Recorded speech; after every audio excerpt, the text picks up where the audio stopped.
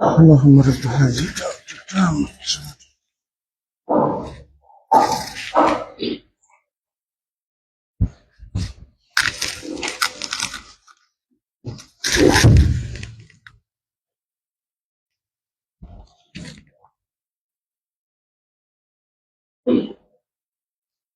بسم الله الرحمن الرحيم. خطبة عن خطر الظهار وحرمة التلاعب بالألفاظ. إن الحمد لله نحمده ونستعينه ونستغفره ونعوذ بالله من شرور أنفسنا ومن سيئات أعمالنا. من يهده الله فلا مضل له ومن يضلل فلا هادي له، وأشهد أن لا إله إلا الله ولي الصالحين، وأشهد أن محمدًا عبده ورسوله صلى الله عليه وعلى آله وأصحابه ومن تبعهم بإحسان إلى يوم الدين. أما بعد، فيا عباد الله، أوصيكم ونفسي بتقوى الله. أيها المؤمنون، إن الله جعل الزواج مبنيًا على المودة والرحمة، ولكن بعض الناس يتساهلون في الألفاظ عند الغضب، ومن أخطرها الظهار. والظهار هو أن يشبه الرجل زوجته بأمه أو بإحدى المحرمات عليه، كقوله أنت علي كظهر أمي. سبحان الله. وقد أبطل الإسلام هذا الأمر وبين خطورته، فقال الله جل وعلا في كتابه العزيز: الذين يظاهرون منكم من نسائهم ما هن أمهاتهم إن أمهاتهم إلا اللائي ولدنهم وإنهم ليقولون منكرا من القول وزورا وإن الله لعفو غفور. عباد الله، كثير من الناس يقولون عند الغضب أنت علي حرام أو أنت مثل أمي، وهم لا يعلمون خطورة ذلك.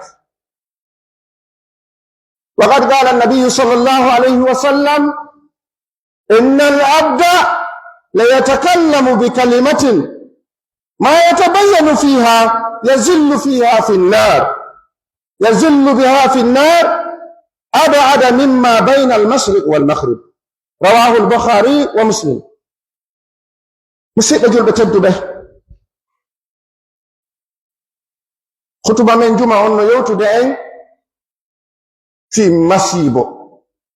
fi tana fi hulɓinagol danger ko neɗɗo wi'ata kon o watti ɓeygu makko yumma makko gorko o resa sonnajo ha nyalande go o wi'a mi wattima yumma an masibo ɗum e harmugol fijirgol ɗin ɗon konguli en yetti Allah subhanahu wa ta'ala oɗo bajjo seniɗo dokko yurmeteɗo marɗo ko lellata ko lannata Allah subhanahu wa ta'ala taguɗo o arsika ma o kata Allah subhanahu wa ta'ala mo mara yeru mo heɓata yeru mo jibinali mo jibinaka Allah subhanahu wa ta'ala mo mara gorol mo mara deyol mo ka iwdi mum andaka ko tawa ko kanko wodini ko ko wonde yiwde ɗo no woda na ɗikkum na ɓingel na gorel wona deyel ko wodi kon fuu ɓiɓɓe adam malaika jinna kulle leɗɗe leyɗele jawle fof ko kanko jeyi o waɗay ɗum no o faalira hiɗen seedi to wonde reweteɗo ala ka makko reweteɗo ala e gonga nafa rewɗo mo on si wona o rewi Allah o waggindinimo o bajjindinimo o waɗimo gooto balko o gooto hiɗen seedi to nelaɗo sallallahu alayhi wa sallam ko jiyaɗo makko kanko nelimo oɗo nelaɗo yettini o ɗuytali o ɓeydali o laaɓani e reedu yo Allah subhanahu wa ta'ala juuni hoore makko kanko e sahabaɓe makko ɓen e ɓen gure makko nden teddunene musidɓe juɓe tedduɓe kono yo jiyaɓe Allah miɗo wasiyo hoore am miɗo wasiyo on kulol Allah kon woni kulol Allah ko waɗugol ko Allah yamiri kon wotto ko haɗi kon waɗa ko yamiri kon waɗa yeru ko wawi kon waɗira no haniri waɗirde non ko wi ko yo potte ɗum foppu potte hara ndarali est ce que ɗum ko wi ko yo potte a ɓattoto gokkum kunkum ɓattiɗa kun ɗon kun lorray ta ko sa ɓattike ko wi kon ta ɓatto haras ko sa memi buyi ka ko ɗum ɗon lorrata o Allah ko wi ko yi en potto ko en potto masalan zina Allah no harmini joni woɓɓe no woodi koye ɗum wuuri joni a inna hande mi esoyi tun est ce que esoygol ma ɗum a waɗi zina ka waɗali zina ñamugol riba no harmi ñama ɗon gokkunni hara ko 1 franc hara ɗa andi ɗum ɗo ko riba kana riba no harmi masalan ko Allah wi ko no harmi fof ko yen potto tawi ngaɓɓuto andugol si tawi woni kum fanɗu kum makko lorray masi ko lorrata kono yo jiyaɓe Allah subhanahu wa ta'ala waɗani desal ngal jombugol ngol mahama e hoore giggol e yurmede si gorko falama resude ko ɓuri kon hiɗen andi haray mo andi sonnajo on o inna wallelam mi resa o sonnajo ɗo ma mawɓe ɓen inna mi yi'anima sonnajo yiya sonnajo on tahi mo walanima ɗo yalten ka innigol ngol sonnajo o walanakima yiyen ka tata ɗon sonnajo on himo walanima nelaɗo sallallahu alaihi wa sallam ɓe maki resine ɓiɓɓe mon ɓen e bandiraɓe mon ɓen kaɓe yiɗi ɗon masalan l'islam yamira resingol sonnajo forsugol mo innugol ko ɗo mayata ɗo ko ɗo mayata sina ɗum a jombetaki babajo wiya ɗum ɓiɗɗo mum jiwo ti albala o yal masibo jaroy ɓawo ɗum hare ko mbaɗa ɓi hare ko babajo on ɗaɓɓi bal lande ɓiɓɓe mon rewɓe ɓen e bandiraɓe mon ɓen oɗo no falama resude ɓawti an aɗa ɓita o andugol oɗo wonde man na gikku makko mum e ndira makko kan selli siresina moka man jaakum man tardawnahu dinahu wa khuluquhu fazawwiju siari on mo neddo mum woddi jikku e diina makko kan selli o faalama resande on o resimmo donc ko ɗum hande ɗaɓɓude na goɗɗum go ko tata enen ko ɗum tun wonde ɗaɓɓude hande ko ɗum tun wonde ɗaɓɓude ko anduɗen kon desal ngal ko ngal mahi e mum ko giggol e yurmede ɓe taw hara sonnajo on momi faala resude on miɗo yiɗimo himo yiɗi lan mo faaloɗa resude on himo yiɗuma hiɗa yiɗimo hiɗo yiɗidiri watton ɗo yurmede nden ɓayi oɗo sonnajo Allah subhanahu wa taala no yurminimo Allah himo yurmini sonnajo on dal sonnajo on ko yurmuɗo watti ɗum watton ɗon jikke enen kamen wi'en sonnajo o resirte giggol yurmede e teddungal e jikke si ñande resatanen aduna o fof mooɓo ma sa yaltani oɗo sonnajo tawa no gasa guluje no yaltannomo ɓe ƴetta o ɓe resinama an ɗum ɗo ko jikke tumago hara hay hunde ala ɓe andirama hay hunde kono sabu ɓe andirma gikku ma dina selluka ma mawɓe ma ɓen watti ɗum kadi ko en wattu yili naafi ɓayi mawɓe ɓen no feewi kono sukago yara e beere resinamo ɓiɗɗo makko wunjetoɗo alquran tan waɗu ɗum hara en tooñi ndaren ko tawata kon ko moƴƴi kon hawtidiren ɗum ɗon ko ɗum waɗi sukaɓen ko ɓe wakkilo ɓe hula Allah fiyoɓe heɓu sonnaɓe moƴƴuɓe neɗɗo himo waɗa étiquette kanuɗo hoore makko tawa hanki o waɗayno zina o yara e beere o fimay o wujjay o jattay o sanjoya ɗum ɗon o faale hande kadi sonnajo tawa ɗum ɗon waɗi hoore maɓɓe woɓɓe ɓe na har kaari jo waɗay hunde kaari hay fii ɗum ɗo yo yimɓe ɓe yo muñño ɓe andita ko Allah subhanahu wa taala fewnata o kanko kadi ɓoylata si tawi alhaali neɗɗo on sanji wota ɗum haanu ta ɗum empêche o resimɓe ɓiɓɓe mon ɓey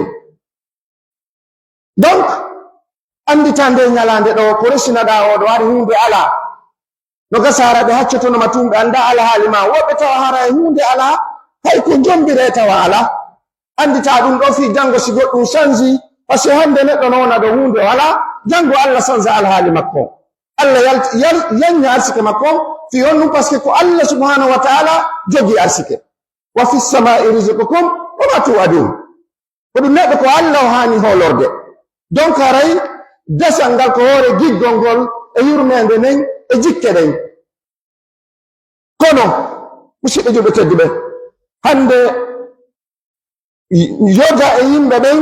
hino hayfini ɗum e hayfiniri ɗum kuuɗe e konnguli fewde ɓe moni ɓe wi noon faljere ngol konngol ɗo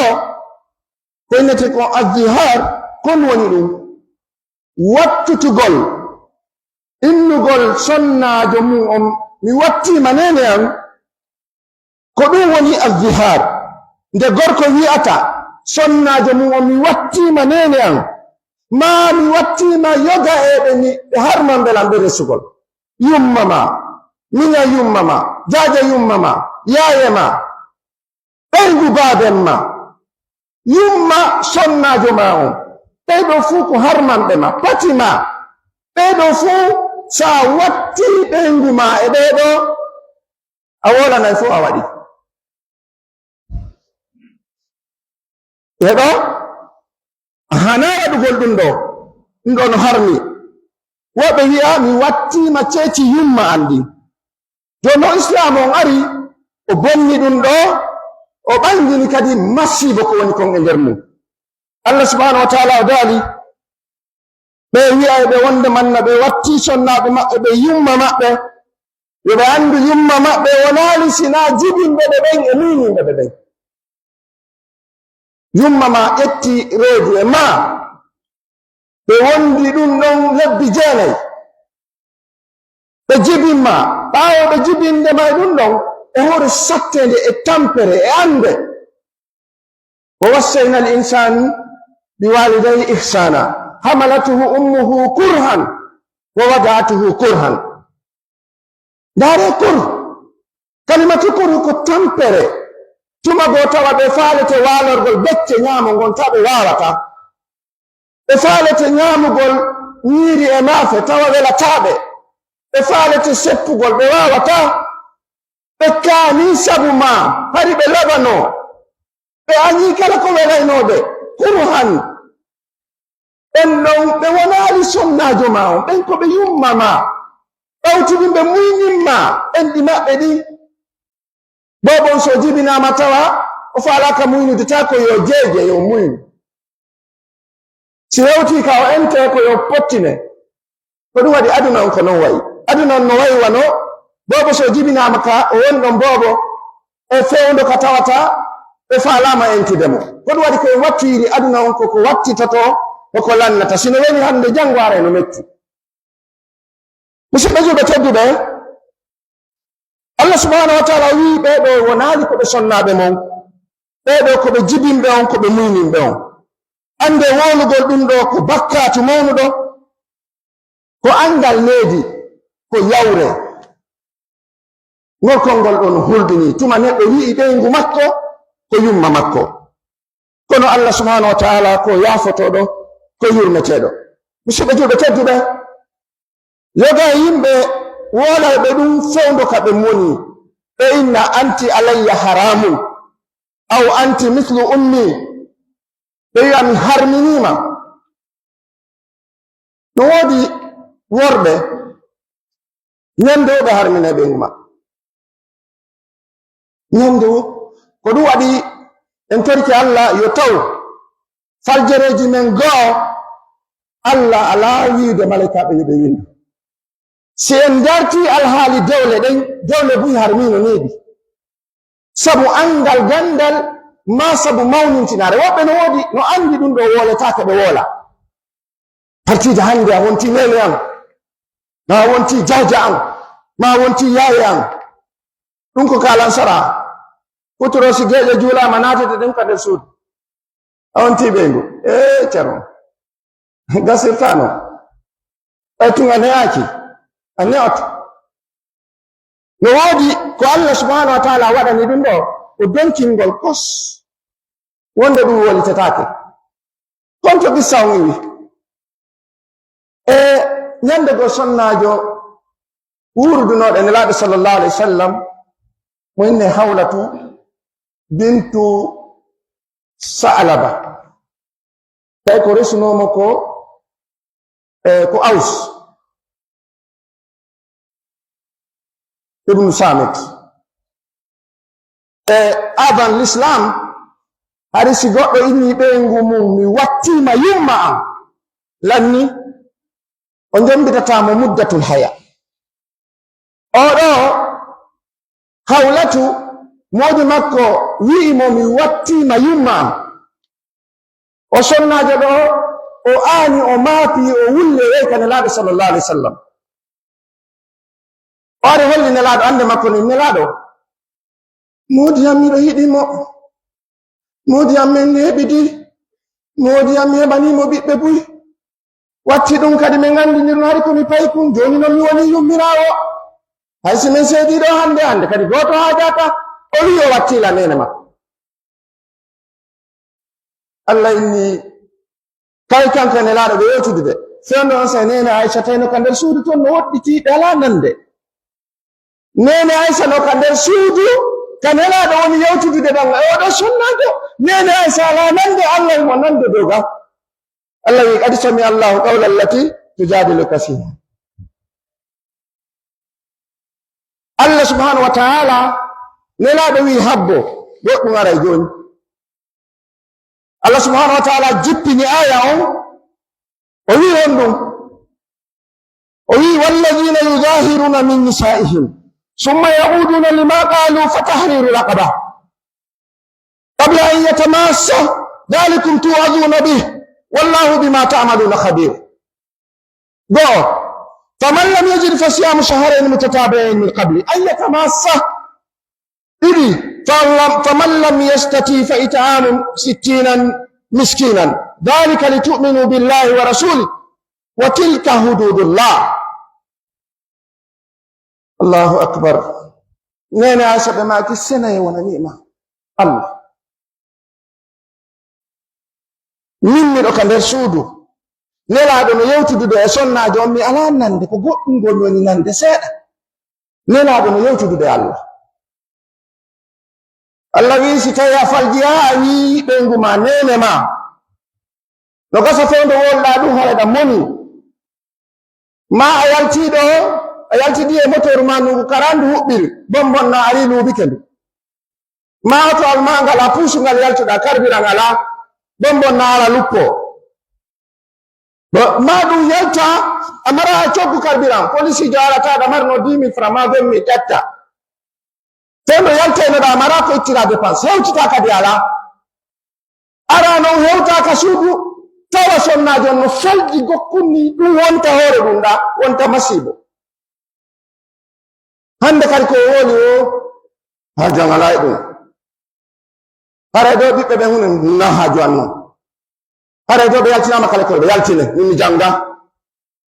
ko wona o mone ɗon ton hande kadi sonnajo simo mari hakkil ko yo mefiyo ko yo rettiro kono sonnaɓe go kadi no ton ko ka wuli o ko ɗon ɓe naata ka wuli o ɓe stokkay falja ɗon hayna wattima nene am ma hara no gasa artiɗi alhaaliji sattuɗi ɗo fof arata o sonnajo ɗo o waɗani ko haani wadde ko konno haani wadde ko préparan moodi makko si moodi makko no artude o labintino kono ko defiri kon ila bimbi ka kuri ko ƴawri kon o jippori ko quartier on fof yiirimo kon ko yaaɗi kon ka makidi basalle no luuɓa e mum ñamako no luuɓa e mum ko ɗum o habbori moodi makko naata tun tawan watti ɗon probléme yon no heewi haccoten ala en Allah wi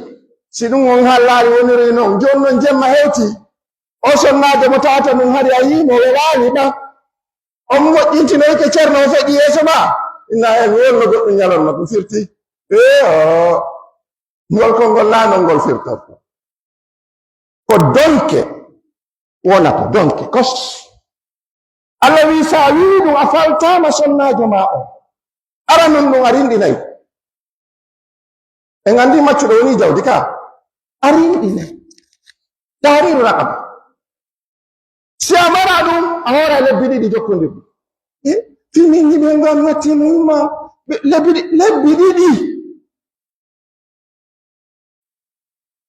ɗiɗi a hoora ɗi jokkidira sabu ko wiɗa kon a watti ɓengu ma yumma ma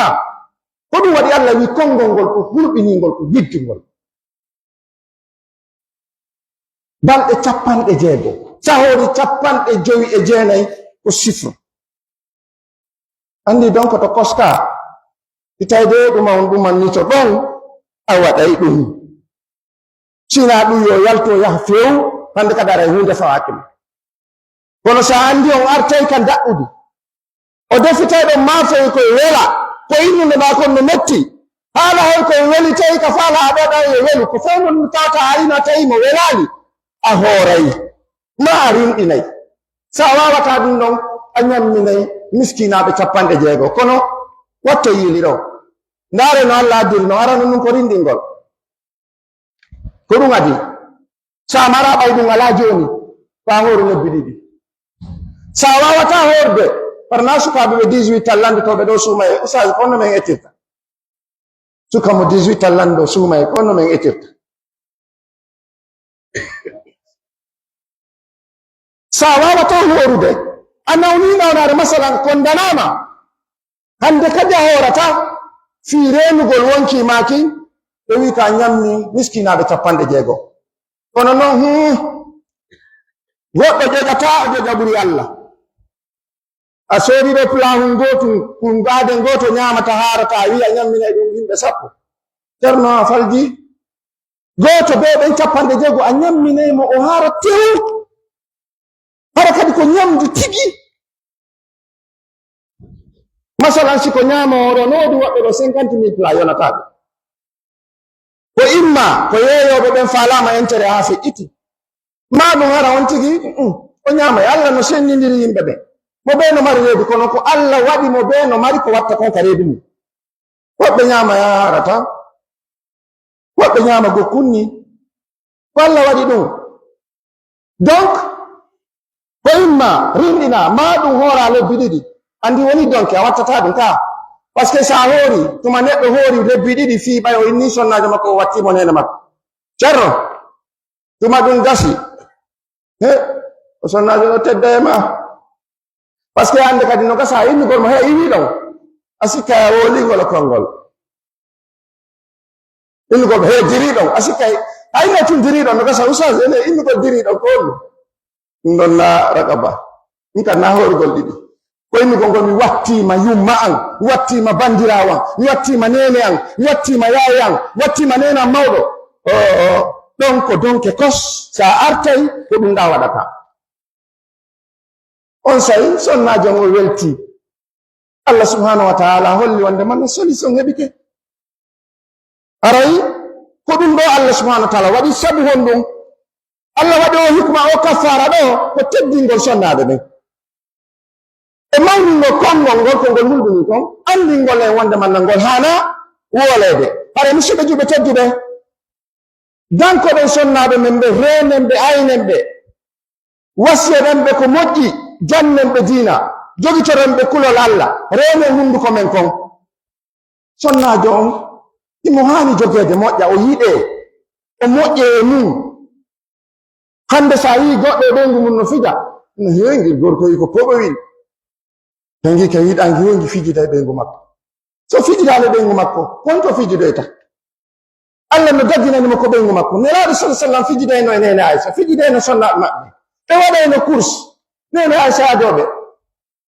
kono ɓayeneɗen sikkude nandi koko fewdiɗo pinal ngal ko aduna yankewal ngal ko l'islam holli en pinal si goɗɗo tawi ɗo gorko mawɗo no bambi ɗo gogo no wallude ɓeygu ɓen he gorko poɓewi waɗiɗo si goɗɗo tawi gorko no wallude ɓeygu mum ulugol anna on ɓeygu makko susatamo mi susata min ɗo mi susata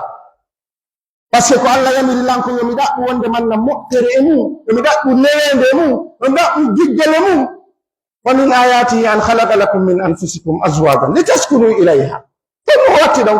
wa ja'ala baynakum mawaddatan wa rahma inna fi dhalika la ayatin liqawmin yatafakkarun ɗum Allah wolanta goɗɗo itta ɗum watta goɗɗum wallu ɓeygu ma fije jalon na kontum addanimiri ndi ɗo wattire ndum ɗo an ala ko naɓi daŋe ɓeygu ma an ɓeygu ma on fijata on jalata an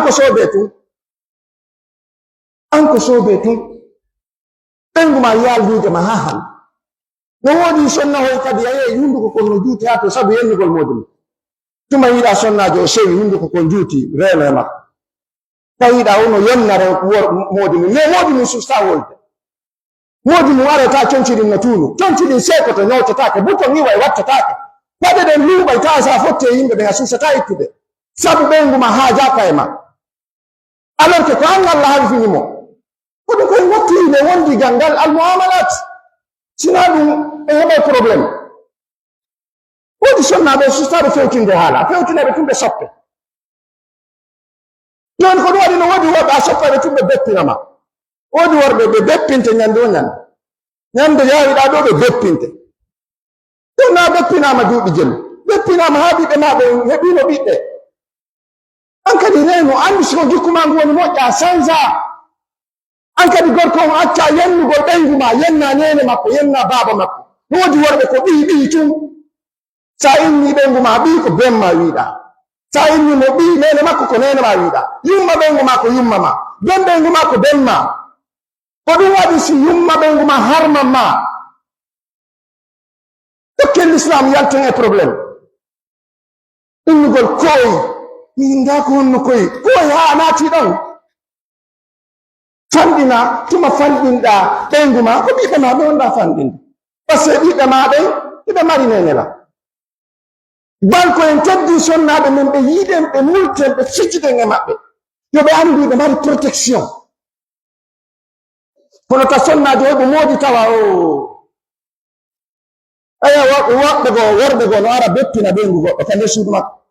inna beppinmo e an ko a bepperi ɗo ɓe wiwata mum ara ha kama piya sonnajo ma o inna kadi beppinmo hay si o warete yo ware sonnajo ma o yo andi mo mari moodi sonnaɓe ɓen ko bunginteɓe ko molteteɓe andaɓe ko yurmuɓe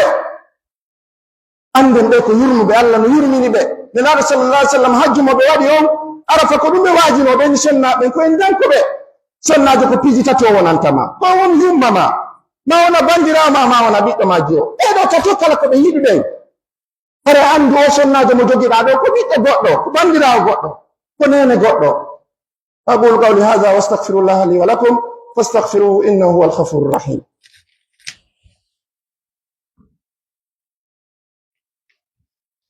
Bismillahir rahmanir rahim. Siɓe joɓe tedduɓe haray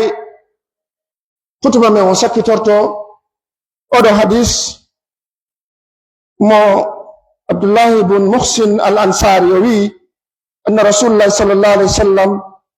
qala man asbaha minkum aminan fi sirbihi mu'afan fi jasadihi inda quti yawmihi faka'annama hijat lahu ad-dunya. Honno ha faalde yewtude ɗo koyen wakkilo mo be men kala ka woni o tabintina ko inete kon al amnu wal istiqrar ɓuttu ko inete la stabilité. Nelaɗo sallallahu alaihi wasallam ɓe maki oɗon hadisi goɗɗo fini e jam o fini ta himo e jam ka danki ka o fini ɗon himo e jam ka bandu makko ngal ñallal ngal woni ɗon heɓi ko ñaama hare no way so hokkama aduna fo ka bandu makko cellal no woodi joni a fini ka danki hiɗa e jam ka bandu ma hiɗa e jam ka hakkille hiɗa e jam ka wonɗa ɗon ngal ñallal ɗon heɓi ko ñaama ngal ñallal ɗon haray a hokkama aduna ko num faandiɗen ɗo koyen yelo ka nder galle ka golle ko ɓuttu ka quartier ji ka secteur ji ka commune ji ka nation mana ka pays e leydi men ndi fof mayri amma tan ko kala yo wakkilo fi e ɓuttu heɓo kala ko waɗata fitina ara e leydi men ndin enen koye woɗɗito ten jaɓu waɗugol ɗum julɗo on o yelanaka memmingol fitina kala ka fitina woni ɗum koyo waaloto nelaɗo sallallahu alaihi wasallam ɓe maki Allah huuɗi memminɗo fitina haray koye ndaɓɓu ɓuttu ka men ɓuttu on ko hakkunde gorko on e ɓeygu makko ɓuttu on ko hakkunde gorko on e ɓiɓɓe makko ɓen ɓuttu on ko hakkunde gorko on e mawɓe makko ɓen ɓuttu on ko hakkunde goɗɗo e musidal makko ngal ɓuttu ko hakkunde goɗɗo e karmakoɓe makko ɓen ɓuttu on ko hakkunde goɗɗo e yimɓe ɓe hoɗiɗi ɓen quartier commune makko o leydi makko ndin julɓe ɓen kala ko ɓe woni neɗɗo kala ko woni yo taw ko ɓuttu woni ɗon wota neɗɗo ar ka wari wota ko ɓe innata ko sonko ko piiro ko warindiro ɗum haana hakkunde julɓe julɗo ko haani ko ɗaɓɓugol yo ɓuttu yo deeƴere waɗu e hoore yimɓe makko ɓen hoore makko hoore ɓengure makko nen ko ɗum innete stabilité ko ɗum innete al amnu wal istiqrar hara si ɗum non waɗi on tin heɓay no rewira Allah si ɗum waɗi on tin heɓay no raɓɓira jawdi anani a voyage ɓuttu a jaɓɓi jawdi ɓuttu a jondi ɓuttu a yahi l'école ɓuttu si ɓutta hare fof no ka nder cuuɗi mo hare won wan on alaa no a eɗen sutti probléme jiɗi donc hare en fof men ko yen yelo yo ɓuttu woni ka men inchallahu taala si ɗum waɗi Allah subahanahu wa taala moƴƴina e alhaaliji men ɗi moƴƴina hakkundeji men en terki Allah subahanahu wa taala yo Allah waɗu barke e men yo Allah moƴƴin hakkundeji men yo Allah yaafo en bakkatuji meɗen ɗin yo Allah waɗu barke e dewle ɗen yo Allah subhanahu wa taala tuttinɓe worɓe wolayɓe haalaji hulɓiniɗi hakkunde maɓɓe sonnaɓe maɓɓe yo Allah tuttinɓe e mum yo Allah arsiko en andugol ko Allah harmini ko sen waɗi ko honno tuubirte ruttaɗen watten ɗum Allah yaafo en terki Allah subhanahu wa taala yo Allah moƴƴin dese bonɗe ɗen yo Allah subhanahu wa taala arsiko sonnaɓe ɓe resaka ɓen modiɓɓe moƴƴuɓe en terki Allah subhanahu wa taala yo Allah ɓutti leydi men ndin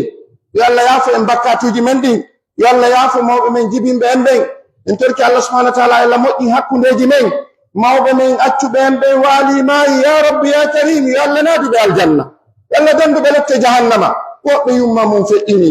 woɓɓe ko baaben mum foƴƴini woɓɓe fof feƴƴini Allah naadiɓe aljanna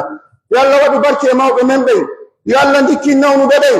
yo Allah subhanahu wa taala yaññu arsikeji men ɗin yo Allah moƴƴin hakkundeji men yo Allah dandu en wonugol naafigi yo Allah dandu en wonugol fasigi en terki Allah subhanahu wa taala golleji men ɗi waɗeten ndi yo Allah dandu cheytane heɓude ton geɓal yo Allah ra golleji men moƴƴini fof Allah jaɓiɗi o welama ɗi o nayni en ɗi yo Allah subhanahu wa taala waɗa en naateɓe aljanna yo Allah harmin ɓalli men ɗi naatugol jahannama Allah wata hollu en jahannama ya rabbi Allah naatu en aljanna luttina en tom terki Allah subhanahu wa taala nawnuɓe ɓen fof yo Allah dikkinɓe marɓe andeji suudiɗi e feeñuɗi yo Allah ittu en torki Allah subhanahu wa ta'ala buyno wodi marbe andeji yo Allah subhanahu wa ta'ala itta on andeji mon din buyno wodi nawnuɓe nawnaji ɗen alaka yeede ɓe waɗi examen jaaɓe ronki kono kamɓe ɓe wondi andeji ɗin Allah an nawnin ɗon Allah mi torke momi jejima Allah dikkimɓe torki Allah subhanahu wa ta'ala Allah yanni arsikeji men ɗin yo Allah dande wongol ley koyɗe goɗɗo tun yo Allah subhanahu wa ta'ala yanni arsikeji men ɗin yo Allah waɗu en fawotoɓe e Allah taw waɗu en fawotoɓe yimɓe ɓe yo Allah waɗu en ɗaɓɓira yimɓe ɓen ballal on tawara ballal ngal ko Allah woni ko hoolorɗen yo Allah subhanahu wa ta'ala okkoren ko ñaamen yo Allah okkoren ko ɓornoɗen yo Allah okkoren ko waaloɗen yo Allah wurnu ɓiɓɓe men ɓe waɗa ɓiɓɓe moƴƴuɓe yo Allah waɗu ɓe ɓiɓɓe alqur'ana yo Allah okkorɓe jikkuji moƴƴuɗi yo Allah waɗu ɓe ɓiɓɓe moƴƴuɓe yo Allah waɗu ɓe lonto moƴƴo fi meɗen yo Allah waɗu en lonto moƴƴo fi mawɓe men ɓen yo Allah hawtu en fof meɗen aljanna yo Allah subhanahu wa ta'ala naadu en aljanna hollidiren e nelaɗo sallallahu alayhi wa sallam ɓeɗo sahabaɓe moƴƴuɓe ɓe wonɗen jantade fi mum yo Allah holle en ɓe yo Allah hoɗindino e maɓɓe Allah subhanahu wa ta'ala e zati makko kin e mawgu makko mum e teddugal makko ngal yo Allah holle en Allah ربنا آتنا في الدنيا حسنة وفي الآخرة حسنة وقنا عذاب النار ربنا لا تزغ قلوبنا بعد إذ هديتنا وهب لنا من لدنك رحمة إنك أنت الوهاب اللهم آت نفوسنا تقواها وزكها أنت خير من زكاها أنت وليها ومولاها برحمتك يا أرحم الراحمين سبحان ربك رب العزة عما يصفون وسلام على المرسلين وآخر دعوانا الحمد لله رب العالمين قوموا إلى صلاتكم يرحمكم الله